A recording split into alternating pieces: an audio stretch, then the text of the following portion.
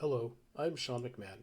Welcome to the review of the National Electric Code for EEE 135 Renewable Energies presentation. My team members are Rayu Johnson and Raman Shadmane. Today we will be covering the chapters of the NEC. We will then go through the NEC and do an example of how to use it. Finally, we will look at the jurisdiction of the NEC and how it is enforced. This is Raman Shadmane, and I'm going to talk about the 8 chapters of the NEC book. Chapter 1. The General Information section will contain definitions. For example, what is demand factor? What qualifies as a continuous load? Or acronyms such as GFCI, Ground Fault Circuit Interrupter. Another area discussed in this working space concerning electrical equipment, such as transformers or electrical panels. Chapter 2. Wiring and Protection. This section begins with discussion on grounding conductors and how they should be marked for identification. The section goes on to further discuss the differences in wire with respect to voltage requirements. An additional section describes the differences between dwelling types and circuit within them, such as the circuit that contains laundry rooms. Wiring methods. Wiring methods contains information on proper wire size based on ampacity based on temperatures. This section also contains information on various conduits that carry wire, such as rigid metal or PVC. Equipment for general use. Equipment for general use covers general requirements, applications, and construction space for flexible cords and cables, as well as switching device, receptacles, and various other equipment. Chapter 5. Special Occupancies. Chapter 5. Occupancies. The section describes what classifies an area as hazardous and what equipment may be used in these areas. Further areas also describe commercial garages, repair garages, and store facilities. Other sections are aircraft hangars, fuel dispensing facilities, and many more. Special equipment. Special equipment such as electric sign and outlet lighting,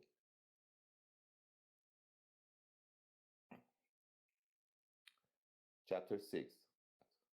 Special equipment such as electric signs and outline lighting, manufacture wiring systems, office furnishings, crans, and hoists.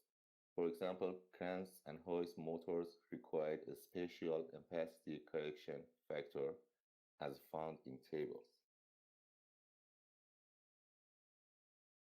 Special equipment. Special equipment such as electric sign and outline lighting, manufacture wiring systems, office furnishings, crans and hoists. For example, crans and hoist motors requires a special ampacity correction factor as found in tables. Special conditions. This section covers situations such as emergency systems, legally required standby systems, critical operation powered system, and direct correct macrogrids. Chapter 8. Communication System. Communication systems. This section discusses how to handle communication equipment. Communication systems. This section discusses how to handle communications equipment. Done. Okay, cool. Hello, I'm Sean McMahon. Today I will be using the NEC for an example question that I've posed to myself. The question is, If there is a known three-phase motor on a 208-volt system that draws 16 amps at full load, what type of wires and circuit breakers will we need? This load is also a continuous load, which by Chapter 1 definition is a load that is served for 3 hours or more. This motor also has a nameplate service factor of 1.25. The nameplate service factor describes a motor that will have a peak draw of 1.25 times its full load current. My first thought was to go to the table of contents and use Control Find for motors to see if there was anything special we needed to know before we started looking into wire sizing. Off on the right-hand side of the screen, you can see that there is a section for motors, motor circuits, and controllers. Going to section 430, on the first page, there was a diagram of a motor that described all the pieces of it. At the very top, there is the feeder, the motor feeder short circuit, and ground fault protection, and the motor discamines, as well as all the other parts. Off on the right side, it'll tell you what section of the book to go look in that corresponds to that. At the top, there's also a written portion, so we can see that for motor circuit conductors, we should go look at sections 430.21 to section 430.29. Looking through those sections, I found a note. The note states, conductor supplying a single motor used in continuous duty application shall have an ampacity of not less than 125% of the motor's full load current rating. This means that our motor will not be considered at 16 amps, but it is considered to be a 20 amp motor. Reading through the rest of this section, I did not find anything else, so the next step was to go towards wiring. Going to the table of contents, Chapter 3, Wiring Methods and Materials, there is subsection 310, which is Conductors for General Wiring. Going to that section, I found two tables. The important note is the portion highlighted at the top. The first table was very identical, but it was specifically designed for single current carrying conductors. Our motor is three-phase, so naturally we need at least 3 wires to run the motor. This table is for not more than 3 current carrying conductors. Going through the table, we see that we have a temperature rating for the conductor.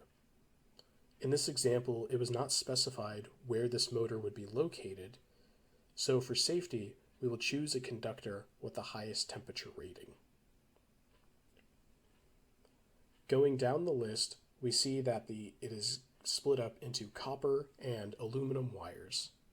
Since nothing was specified, we will go with a copper wiring. Going down the column, there are ampacities listed of 14, 18, and 25. Our motor must be considered at 20 amps and not 16. So looking at the columns, we see we must go with, at a minimum, the 25 amp wire, which is a 14 gauge. After the table, there was a small section to describe the minimum size for wires allowed on motors. For our case, we already had a minimum size, but it is important to note that if our load had only been rated at 18 amps, and we had followed the table and stopped there, we would have selected a 16 gauge wire. If we had not continued reading, we would have found that we had selected a wire that was too small for our load. This note also has 2 exceptions listed below. Reading through that, we see that if the motors are between 3.5 and 5 amps, they may meet some of these exceptions. Our motor does not, so we disregard that and we stick with our 14 gauge wire. Now that we have the conductor size, I wanted to check if there was anything special about circuit breakers and motors. Reading through the section on circuit breakers, there was nothing that dictated that we must derate our circuit breakers. So if we have a circuit breaker that is rated at 20 amps, we may use it as if 20 amps is going through it.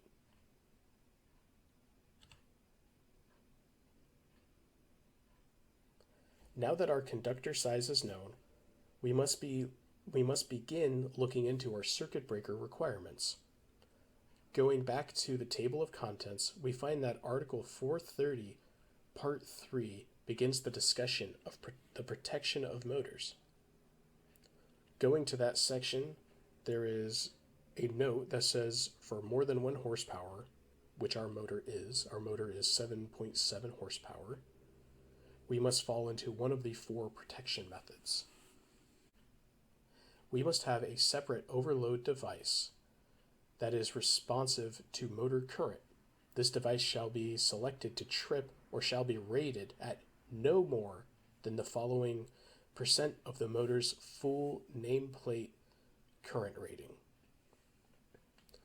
We look down below and we see that for motors with a marked service factor of 1.15 or more, we can only use a circuit breaker that is at maximum 125% of its full load current rating. Our service factor was 1.25. This means that we may have a circuit breaker that is only 125% greater than our full load current of 16 amps. That means our circuit breaker at most can only be 20 amps. The reason for this is, for example, if we went to the extreme end of the spectrum and we had a 500 amp circuit breaker, if there was a short in that motor, a circuit breaker that large would not be able to detect a short within enough time to protect the equipment. So, going through the exercise, we find that our current carrying conductors must be 14 gauge and that our circuit breaker must be 20 amps. This is Rayu Johnson. I'll be talking about who mandates and who enforces the NEC. The National Electric Code is not a law. It is a set of commonly mandated standards. The enforcement used to be done through National Fire Protection Association, but now it is up to local municipalities, cities, states, and government agencies. It is up to the electrical inspectors to enforce it. How does a jurisdiction such as Sacramento County use the NEC? A lot of the NEC is referenced in local laws.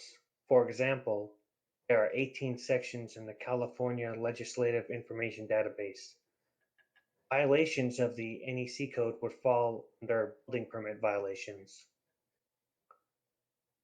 The NEC doesn't cover electrical safety practices or electrical construction maintenance. The NFPA 70E fills in the gap created under the NEC.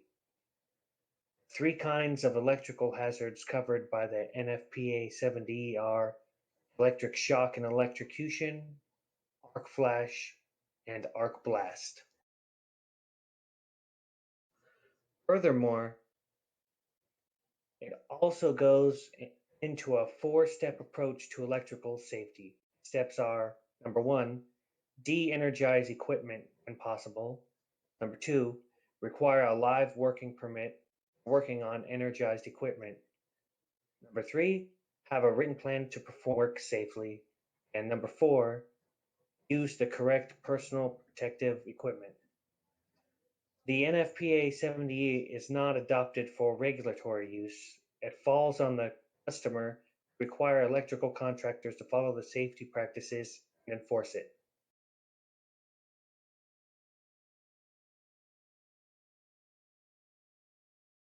How'd that go?